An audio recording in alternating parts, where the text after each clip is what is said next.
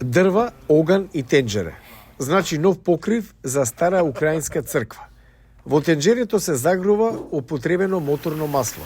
Во него се ставаат парчиња тенки дрвца за да бидат водоотпорни, претварајќи ги во нови керамиди за покривот на црквата. Мене колись мій дідо вчив, що гонт Мојот дедо еднаш ме научи дека една керамида вреди колку век на леп. Имаме 22.000 керамиди за црквата. И покрај војната, секој месец во преградијата на Лавов се собираат предприемачи, психолози, финансиери, новинари, студенти, архитекти, реставратори и обвинители за да ја спасат оваа дрвена црква. Од 2013 Андри Салиук заедно со пријателите се обидува да ја спаси црквата преку јавни донации. За да го заштитат објектот од влага, црквата е прикриена со специјална фолија, а ја обновиле и камбанеријата. Я најбільше люблю лазати. Сакам да се качувам на камбанаријата и оттаму да го гледам хоризонтот.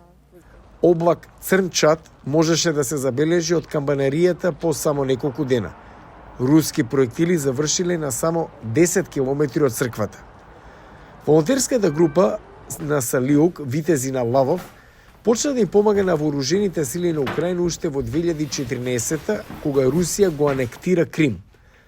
Те испраќаат уреди за ноќно гледање, термална опрема, двогледи, моногледи, перископи, подвижни метеоролошки станици, беспилотни летала, понекогаш и автомобили за првите борбени редови. Не е многу, вели Салиук, а се помага.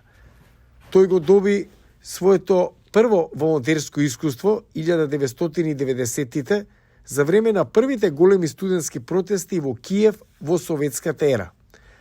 Салиук обезбедил шатори и вреќи за спиење за демонстрантите кои кампуваа на, како што беше познат, плоштадот на независноста.